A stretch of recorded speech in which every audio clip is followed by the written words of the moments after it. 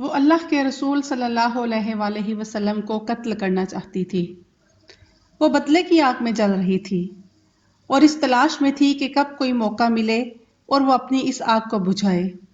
اس کا باپ، شوہر اور چچا قتل ہو چکے تھے، لیکن اسے کوئی موقع نہ مل پا رہا تھا۔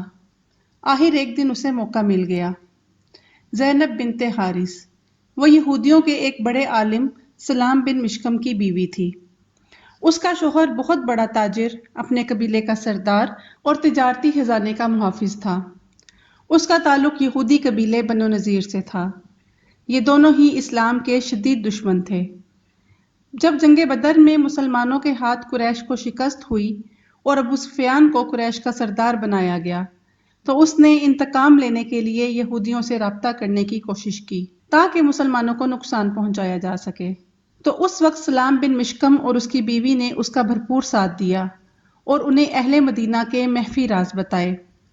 سلام بن مشکم اور اس کی بیوی زینب بنت حارث نے غزوہ خندق میں بھی یہودیوں کو ورگلانے میں نمایاں کردار ادا کیا تھا۔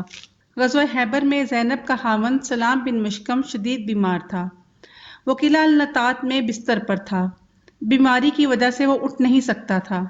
اس کے باوجود اسلام کی عداوت اسے میدان جنگ میں لے آئی، ہر چند کہ اسے یہود نے منع بھی کیا کہ تم بیمار ہو، میدان جنگ میں نہ جاؤ، مگر وہ باز نہ آیا، میدان قتال میں پہنچا اور لڑتے ہوئے مارا گیا۔ زینب کے خاوند کے علاوہ اس کا باپ حارث اور چچا یسار بھی میدان جنگ میں قتل ہو گئے۔ یہ یہود کے نمایاں اور بہادر لوگوں میں سے تھے۔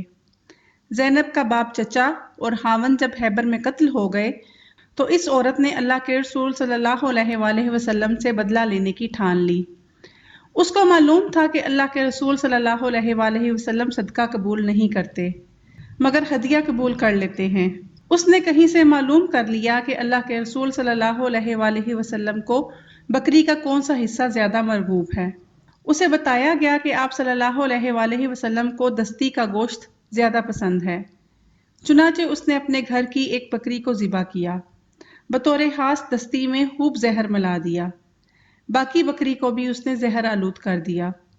اس نے زہر کے لیے یہود سے مشورہ کیا تھا کہ کون سا زیادہ سریع الاثر ہوتا ہے، چنانچہ ان کے مشورے کی روشنی میں اس نے زہر آلود بکری کو بھونا۔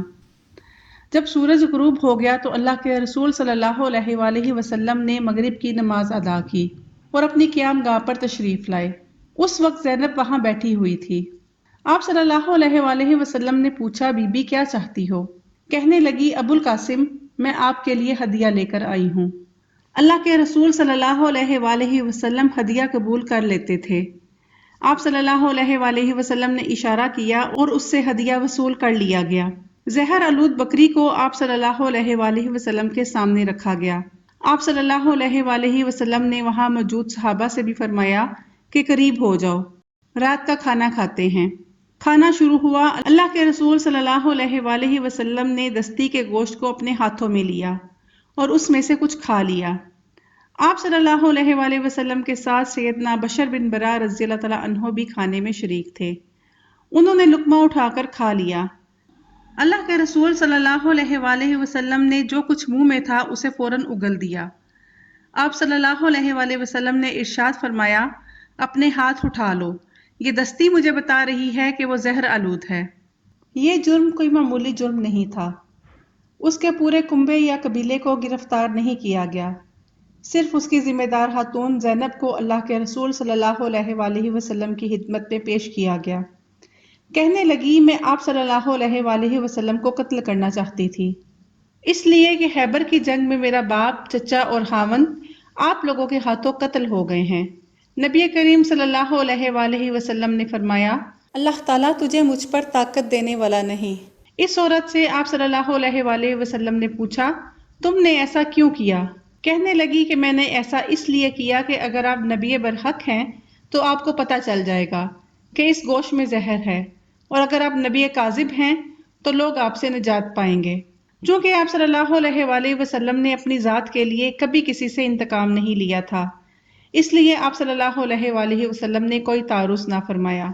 آپ صلی اللہ علیہ وآلہ وسلم نے اسے کچھ نہیں کہا، نہ سزا دی، بلکہ اسے معاف کر دیا۔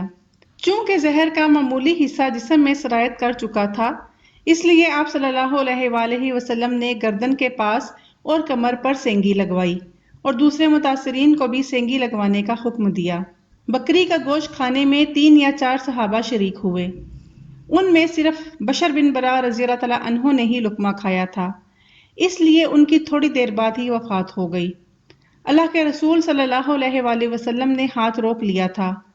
وہ زہر انتہائی مہلک تھا۔ اللہ کے رسول صلی اللہ علیہ وآلہ وسلم بھی رفیق اعلیٰ کے پاس جانے تک اس زہر کی تکلیف محسوس فرماتے رہے۔